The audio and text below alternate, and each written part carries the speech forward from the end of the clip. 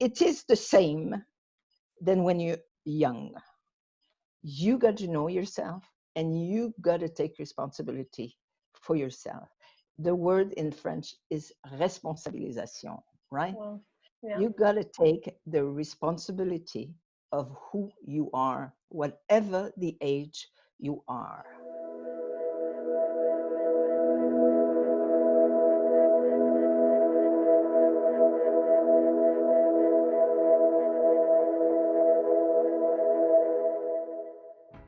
Helen, I am so thrilled to have you here with us again. Thank you so much for making the time. It's truly an honor to have you back, and I'm really excited for this topic. Thank you so much. It's a pleasure to be there. A lot of thinking and sharing, and it's exciting just to be here with you. Go ahead, let's It's so go. true. Yeah. So today we'll be looking at the concept of empowerment, which is, a very big word, a very loaded word. And so I'm really excited to dig deeper on this with you. And I really look forward to hearing your perspective as well, being added to the concept of empowerment, since you have been around the world and spent so much time with so many families. So let's dissect this word a little bit. So I'd love to understand, what does this word mean to you, empowerment? Yeah, that's a very interesting question. I was invited to do a conference on that subject in India. And then I started to look, and I looked in the dictionary, and I looked in French. When you have two languages, it's always nice to go and check what they say in all the languages possible, And then I realized that in French, they did not have that word. Mm-hmm. And they have responsibilization. Then I said, this is completely different. So I got very curious about the word. And finally, the word is an American word, right? Mm-hmm. So even I looked in Spanish, it's the same thing. Before the Americans had it, it did not exist in Spanish. So it came with Black Power. And then I realized that the word itself, you feel like showing your muscle, or you're going to fight for your rights, and you're going to be on the street with everybody for, fighting for the environment and your rights and whatever. So there's feeling power, and naturally there is that type of feeling. But responsibilization does not give you that feeling at all. You're Mm-hmm. responsible. And then for me, what I saw, and then it came after Black Power and everything, then came the development aid, when they started helping overseas and in Africa, and then they would empower the woman and empower the farmers and it came to tools. You need tools to be empowered, right? Mm-hmm. You need a bicycle to go to school if the school is 3 hours away. One of the incredible tools that empowered women was la pilule, the anti, The God, pill, yeah. that is one of the most important invention in the history of the world, It's true. So I was a teenager when they started putting the pill on the table, right? Yeah. And I had a boyfriend who was studying medicine. So I had boxes full of pills at home. So there was no problem. But what a liberation. And there is an empowerment, the liberation. You're released from slavery, you're from jail, there's a freedom attached to that. So it's and empowerment, it's always been there because of the tools. When you Mm-hmm. give a fishing tool, then you started being able to fish and feed your family, and it goes with the responsibility of we give you a tool so that you are responsible for yourself, your family, your community, right? So that's Totally, what yeah. it brings to me. That's what it brings to me um, as the word empowerment. Mm-hmm. So But it's both like ability and tools. So like the that two, that wanting rather, Yeah, and the tools, the right tools to make it happen, is that sense of empowerment, feeling in the sense, capable. yeah, feeling capable of doing of taking your life into your own hands and inventing in. Yeah, and it's interesting you say that, because I find that empowerment also plays a big role depending on the age that we are and like our state of mind. There's so much that goes into it. And so I'm curious, because like you just said, like a little boy or a little person. So have you always felt empowered, or how has this word shifted in your life? How has it played a role in yeah, in how you live? It's very interesting because I think I never felt empowered. I that's I've been thinking a lot about that question, and because I was not given the tools, right? I was brought down. I was not given the tools to empower myself and to take my life into my, like I was not capable of doing that. So I was put down, Mm-hmm. and so I think I did not know how to look for the tools that Mm-hmm. are there for me, Mm-hmm. and also with age. I remember when the first books came out to teach the mothers what to do with their babies, Mm-hmm. Yes. how to be a good mother and how to be a good parent, and you are there, and well, my mother did not have books like that, It's true. so Yeah. these tools came, and then they changed the diaper is quite a tool. Yeah, exactly. The throwaway diaper. Imagine, even just that was empowerment. But it's that true, was because I that was think enough, yeah. a lot of women can probably relate to your experience of like not feeling empowered or not knowing that they're empowered. But what's interesting about your story is that you may have never felt it, but you did some incredible work. Like you went around the world. You've lived in over 100 countries with over 113 families, or 43 families, 143 families. So 113 there you go. countries, and 113 countries and countries, 140 families. 45 There we families, 45 something like that. families. Yeah, yeah. So when you look at that, when you see that, when you read that about a woman, you automatically think, wow, incredibly empowered. So how has that, in the context of that, how, seeing as now you've kind of said, I never really felt empowered, then how has that played a role? Well, the thing is, I learned in the process about, I think one of the very important tools that women have is other women.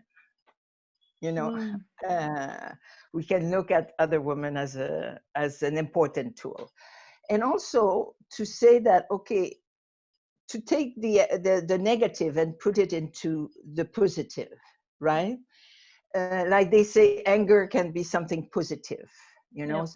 And I remember hearing someone saying, that his father had said, "You'll never succeed," because he didn't want to go to university, and all his life he wanted to prove to his father that he could succeed, right? And he did Mm. succeed, but it was kind of a struggle to prove to his father, right? Yeah. And then that helped me to look at that as a positive aspect of not having all the tools from the beginning, and Mm. using some of your anger and frustration. And I also very much, but I mean, what I did not have as a tool, these things that I did not have, I had other things. It brought me my love of silence, my Mm. capacity to just sit and observe, because that's all I could do. I couldn't, I didn't. There was nearly nobody around me, or there was a lot of silence when I was in boarding school and in the forest and whatever. So it has developed things in me that made it possible for me to do what I've done. Mm. to have the qualities that I needed to do what I've done. So then what do you think about like male empowerment? Because we often talk about female empowerment and it seems redundant to say male empowerment because you're like, well, they're already in power kind of context. So I'm curious to actually dive deeper in contrast to that because it's so related to female empowerment as well. Like what are your Yes, thoughts around that? well, I think the men have been given power from the beginning, right? The tools to go to war. First of all, the first tools were to hunt, to fish, and to fight, right? That was the power. The first fights were about women. They stole women, right? Mm-hmm. Because woman was a tool. Mm-hmm. Okay, so Wow. men have, yeah. So I mean, rape has been there from the beginning of time, right? So Yeah. woman is a tool. So then you say, what did you give woman? And it took a long time before the diaper came, right? Or the pill came. The woman, they invented their own tools, or between them. That's why I say one of the other women were the best tool. So Yeah. so and the power and the men had over the woman. Now that can I tell you the story of the Amazon about the power men have over the woman. So I am in the Amazon, and so I rented a little plane to go right in the center of the Amazon. And supposedly there was a nurse there that would be my interpreter, and it's a man, and he comes with me, and we go into a chaboneau, which is a round house where there's 100 people in there. So a family is a fire, and so all the fires make the tribe. Mm-hmm. And he said, "What are you going to do?" Well, I said, "What are they going to do?" Because he said to me, "I'm going to leave for 2 days because I have to go further. I won't be able. You'll be alone with them." Okay, what are you going to do? I said, "What are they going to do?"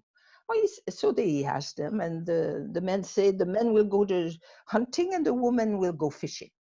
I said, "Oh, okay, I'll go fishing with the woman." And then he says, "Here, when a woman does not belong to a man, to a father, to her husband, or to a brother, she belongs to all the men. So if you go fishing with the Wow. woman and you meet a group of men, the hunters, it is possible that they rape you collectively." And then he turns around, and everybody's sitting around, and he tells them what he told me, and everybody looks and says, "Yes, yes, that's the way it is here, Oh my God. So So he what did you says, do? so that he says, "What are you going to do?" And then I said, "God, I paid a plane and I'm in the center of the Amazon, and am I going to stay here and hide because I'm scared, you know?" And I said, "I'll go fishing with the woman." And I went fishing with the woman. And I never asked if there was tigers or if there was animals or whatever. No, I walked in the Amazon, never wondering if there was animals in that place. I looked behind the trees to see if there was any men, and Yeah. there's not very many men in the Amazon. It's the place in the world where there's less men than to the square feet, and so and after that, I asked myself, how come these people that are staying by themselves for so long, so far away from the rest of the world, have a rule that they have decided that a woman has to belong to a man, whatever, brother, father, husband? Where does that rule come from? And then Mm-hmm. I saw a sociologist who said that one of the sociologists' theory was that it was that the men, they wanted the security for their old age, that it was a way to keep the children around them, so Mm-hmm. they have people to take care of them when they're old and sick. the men are the one that are insecure. They are the one insecure. I think women are very tough and secure and 2 feet on the ground, and they've got the kids and they got to do it and they have to go through the day. And but the man, I mean, if a man has children and he's nice with his children and he loves his children and he gives everything he can to his children, will they go away and let him die by himself? No. No, they will be there when he's old, right? So what is that about the power of owning, you know? Yeah. Yeah, well, now I'm in the Genghis Khan, you know, the tribe. It's the same thing. Stealing woman, you know. I mean, meeting a woman on a horse and she's beautiful. You take her and she's yours. You know, you marry her and that's it.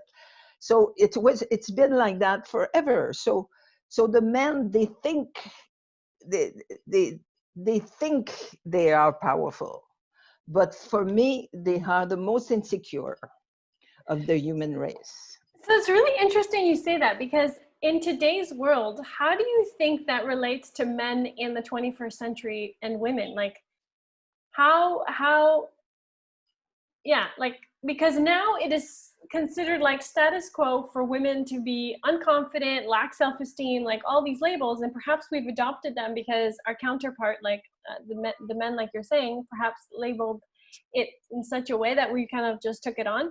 Mind you, of course it's a theory, but if we were to continue, how do you think this plays in today's world, like looking at Canada, United States, or some of the modern countries and all the countries in Europe?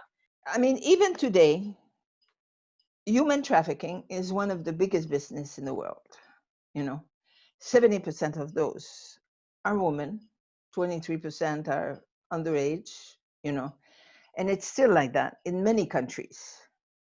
And so the empowerment of women is there's still a lot to do, and it also depends of what age you are and what kind of empowerment you're looking at.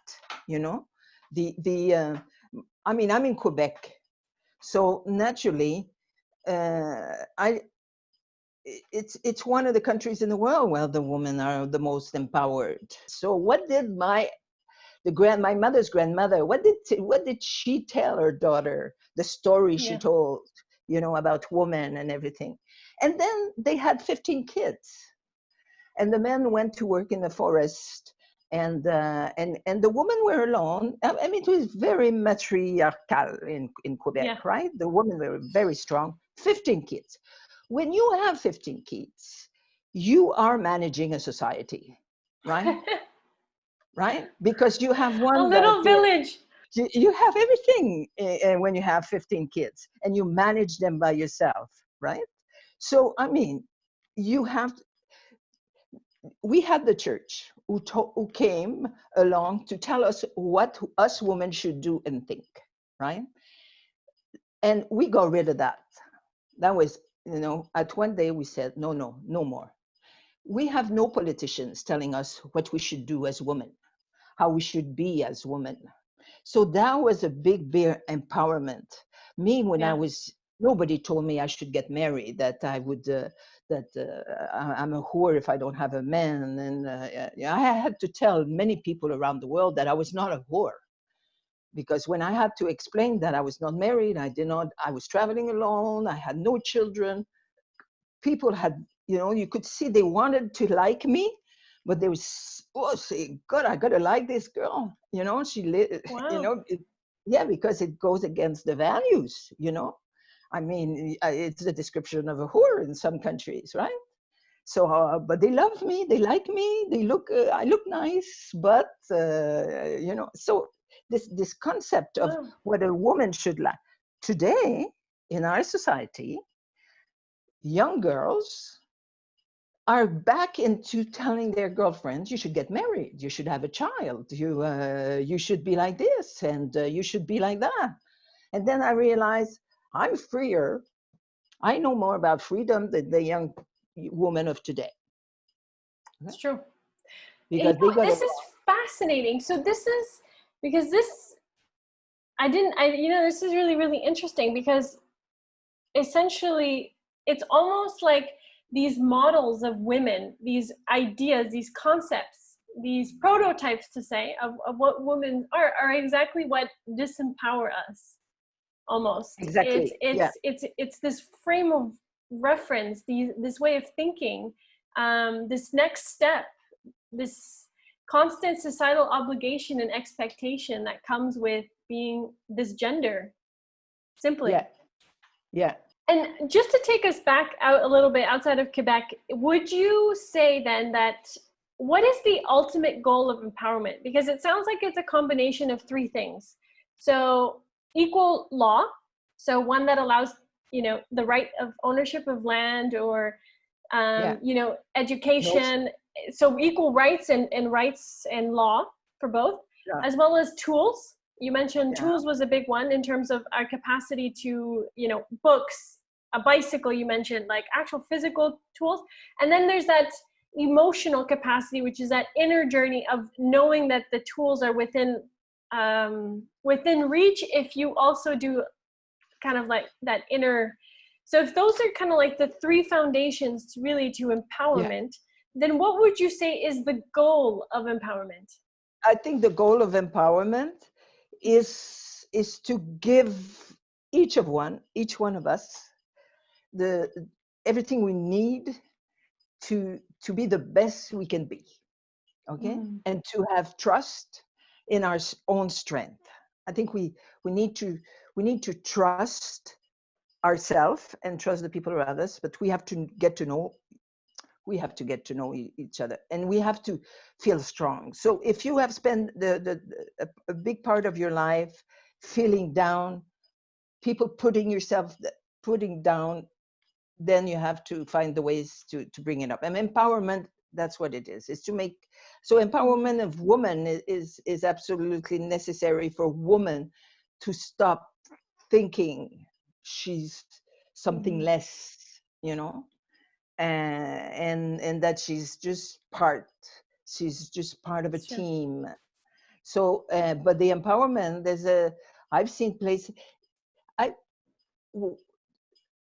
talking about the empowerment of men, right?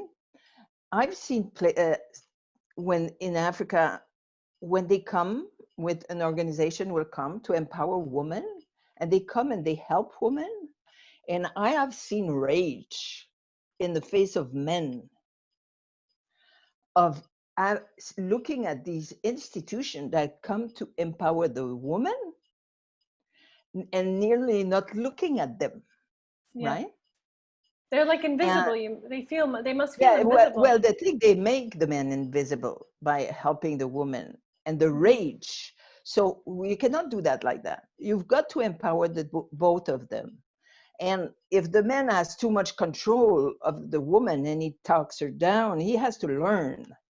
And he has to learn at the same time you empower women, because if not, you don't make a team out of men and women, you know? It's You so know, powerful what you just said right there. It's so true. Mm. right? But this is why sometimes I feel like it's equally as important, because we find that, women empowerment, but sometimes depending on which country you're speaking about, because I don't find this is an equal conversation depending on which country, but Yeah, in the right context, I think it's actually equally as important for us to address like healthy male empowerment, because I find that you can't have, like you said, healthy female empowerment if the male is the dominant one putting down the female. So it's like, or vice yeah. versa, like there's this like hate relationship. So that is super interesting that you bring that up, because that's kind of what I wanted to allude to with that question. So if the goal of empowerment then is really to create the resources within ourselves to live equally, then Yeah. what would you say to a young woman, both to feel that empowerment in herself and to empower other women as well? Like, what would be your advice for women in that arena? Well, I would say it's a non-stop. I think it's a non-stop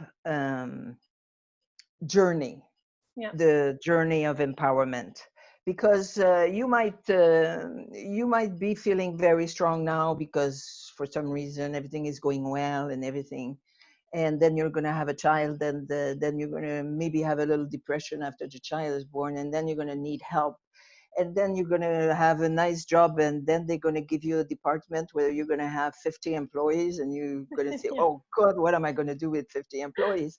And then you're going to need so empowerment is a continuous journey. Mm-hmm. So I think I would say when there are moments where you don't feel at, so powerful, that you feel so great and strong and whatever, these moments where you think you're weak, go and get support. There's women's group, there's books, there's so much out there today that we did not have when I was young. That a young woman, in a way, I think she has no excuses. Yes. If you refuse to look at yourself the way you are, and if you spend at the end of the day or at the beginning of the day, you look at everything and you say, oh no, I cannot do that, oh no, I cannot do that, oh no, I cannot do that, naturally you cannot do it, right? So there are the tools, but it is a continuous journey. Yeah. You can, I'm sure you cannot feel powerful every day of your life, in every situation, at every It's so age, true. every road, turning. So make it a journey, but make it fun. I think it's fun to get to know our contradictions. Yeah. Sometimes I laugh at myself. Sometimes I feel like I do something and I hear the whole world laughing. The sky is laughing at me. So and that's why in friendship sometimes we have friends and they have faults that we don't like, but with the years suddenly we like them with their faults, and we say, no, So no, true. don't change, you just have a smile or laugh It at makes them. me smile. Yeah, it becomes Yeah. endearing. So the thing is, it is the same than when you're young. You got to know yourself, and you got to take responsibility for yourself. The word in French is responsabilisation, right? Well, yeah. You got to take the responsibility of who you are, whatever the age you are, right? It's not over. But look at the number of women that are head of states now, you know? There's going to be Yeah. more and more women head of states. And so these women are an example of Yeah. how a woman can bring empowerment. So now, I mean, we're going further. We can talk about empowering women, but we can speak about women empowering human evolution, Mhm. right?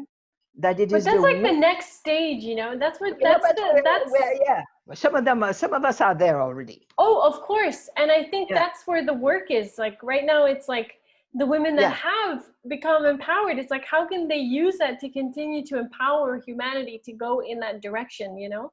And yeah. They are doing that. Look at New yeah. Zealand. You know, No, that's what yeah. she's an incredible with a baby at her breast, Fantastic. and Yeah. and in Europe there's many women that are Yeah. empowering. So now it's another step in Hmm. speaking about empowerment. It's not just empowering women, it's how empowered women are empowering the Other world. world. Wow. Yeah, yeah, we are there So now. Helen, thank you so much for covering this topic with us. That was wow, that was amazing. We really went a little bit everywhere, which gave us a good landscape of what empowerment was. And you're right, what the real mission behind empowerment is, which is to get women and men, eventually, like everyone on board, to really empowering humanity forward, to becoming more human generation after generation, and Yeah. continuing this, as we call it, the human evolution. So before we part, are there any last words of wisdom that you'd like to leave us with, and then we'll say I thought I had given a few, but you I did. You don't gave know. us a lot, so you don't have to. So this is good. Thank you Yeah, so yeah, much. Yeah, thank you very, very much. I hope we'll be in contact again soon. And it's always a pleasure to exchange with you. I love you. I love you.